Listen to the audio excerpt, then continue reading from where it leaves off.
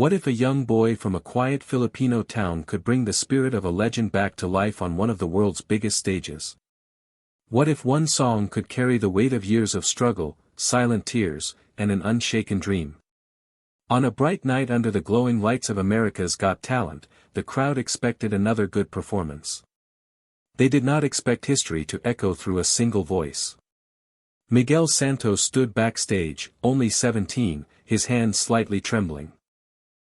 He was small in frame, humble in nature, but his eyes carried something larger than fear. They carried memory. Miguel grew up in Cebu, Philippines, raised by his mother Elena. Elena was a laundry worker with tired hands and a hopeful heart. She believed in quiet prayers and loud dreams. Miguel's grandfather, Roberto, once sang in small community gatherings. Roberto was gentle, nostalgic, and deeply in love with old vinyl records, especially those of Elvis Presley. As a child, Miguel would sit beside his grandfather's dusty record player. He would watch the needle drop, and the room would fill with a voice that felt like thunder wrapped in velvet. Roberto used to close his eyes and hum along, as if he were standing beside Elvis himself. Those evenings planted something inside Miguel. Not fame. Not applause. But a feeling. A connection to music that felt alive. Now, years later, standing miles away from home, Miguel felt that same needle drop inside his heart. The stage manager signaled his turn. The curtains waited. The audience murmured. Back home in Cebu, Elena sat in front of a small television, her fingers tightly clasped. Roberto's old vinyl record rested beside her, like a silent blessing. Could a Filipino boy carry the soul of a legend? Could he honor the past while creating his own future? And when the lights finally hit his face, would the world hear just another singer? Or would they feel something unforgettable? Miguel Santos was not the loudest boy in the room. He was the one who listened more than he spoke. Growing up in a narrow street in Cebu, his world was small but full of sound. The sound of tricycles passing. The sound of rain hitting tin roofs. The sound of his mother humming while folding laundry late at night. Miguel shared a tiny home with his mother, Elena. After his father passed away when he was 10, the house felt quieter.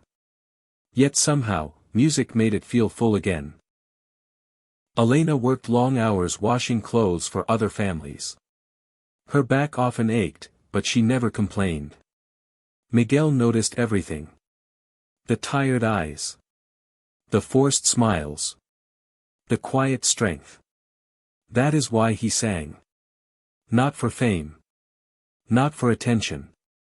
But because singing felt like giving something back to the woman who gave him everything. Miguel had simple habits. Every morning, he woke up before sunrise. He would sit outside with his grandfather's old headphones, listening to Elvis Presley songs on his cracked phone. He studied every note carefully. The pauses. The breathing. The way Elvis made silence feel powerful. Sometimes neighbors would tease him gently, calling him Little Elvis. He would smile shyly and look down at his worn-out sneakers. He never answered back. Deep inside, he often doubted himself. Was his voice strong enough? Was he just copying a legend? Would people laugh at him for trying? Before stepping onto the stage of America's Got Talent, those questions grew louder than ever. Backstage, he kept touching the small silver cross around his neck. It was his grandfather's. A reminder that courage does not need to be loud. Miguel felt fear. But beneath that fear was something deeper. A calm belief. He was not there to compete. He was there to honor a dream that began in a tiny Filipino home, beside an old record player, where music first taught him how to hope. Dreams are beautiful when they are small. But when they grow bigger than your world, they begin to feel frightening. For Miguel, everything changed the year his grandfather Roberto passed away. Roberto was not just family. He was the bridge between Miguel and music. The old record player went silent after his death. The house felt heavier. Miguel stopped singing for weeks. Each time he tried, his voice cracked, not from lack of skill, but from grief.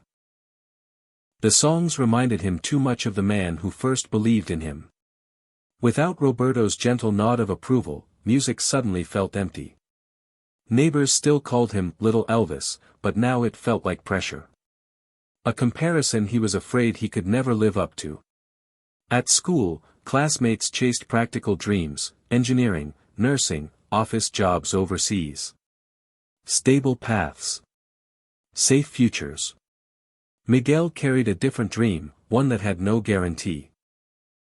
He saw his mother come home each night exhausted, her fingers wrinkled from soap and water. The guilt began to grow inside him. Was chasing music selfish? Should he forget the stage and find work instead?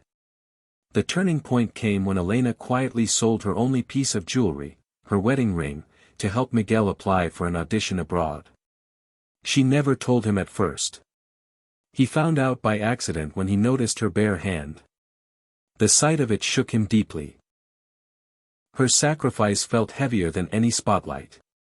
If he failed, it would not just be his disappointment. It would mean her sacrifice meant nothing. Loneliness followed him to the airport. For the first time, he left the Philippines alone. On the plane, surrounded by strangers, Miguel stared at the clouds and felt very small. He wasn't just fighting nerves. He was fighting doubt. Grief. Responsibility. Standing backstage at America's Got Talent, he realized the real battle was not about hitting the perfect note. It was about believing he deserved to stand there at all.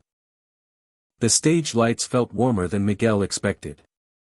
For a brief second, the brightness blinded him. The crowd was only a dark blur beyond the glow. His heart pounded loudly in his ears. Then the music began. The opening notes of an old classic once sung by Elvis Presley floated into the air. A risky choice. A bold one. Some in the audience shifted in their seats. A few exchanged doubtful glances. Covering Elvis was dangerous. The legend was too big. Miguel closed his eyes. He did not see the judges. He did not see the cameras. He saw his grandfather's small living room. The dusty record player. The soft smile of Roberto humming along. The first line left his lips. It was steady. Deep. Controlled. The crowd leaned forward. Then something unexpected happened. Miguel stopped trying to sound like Elvis. Instead of copying the famous tone, he allowed his own voice to rise, warmer, younger, carrying the softness of island winds and childhood memories. He was no longer imitating a legend. He was telling his own story through the melody. The shift was subtle but powerful. The nervous boy disappeared. In his place stood someone grounded, present, alive. Halfway through the performance, the audience began clapping in rhythm. Not politely. Not out of encouragement. But because they felt something real. Back home in Cebu, Elena covered her mouth as tears streamed down her face. The final note came, long and controlled, filling every corner of the auditorium of America's Got Talent. Silence followed. A heavy, breathtaking silence. And then, the entire crowd rose to their feet. Miguel opened his eyes slowly. For the first time that night, he understood something life-changing. He was never meant to replace Elvis. He was meant to carry the spirit of music forward, in his own voice. That night was not just about applause. It was about healing. Miguel stood under the fading lights of America's Got Talent, but his heart was thousands of miles away, in a small home in Cebu where an old record player once played songs of Elvis Presley. He realized something deeper than success. Dreams are not inherited like objects. They are carried like flames. His grandfather's love for music was never meant to trap him in imitation. It was meant to guide him toward his own sound. Miguel understood that honoring someone does not mean becoming their shadow. It means standing in your own light while remembering who helped you find it. His mother's sacrifice was no longer a weight on his chest. It became wings behind his back.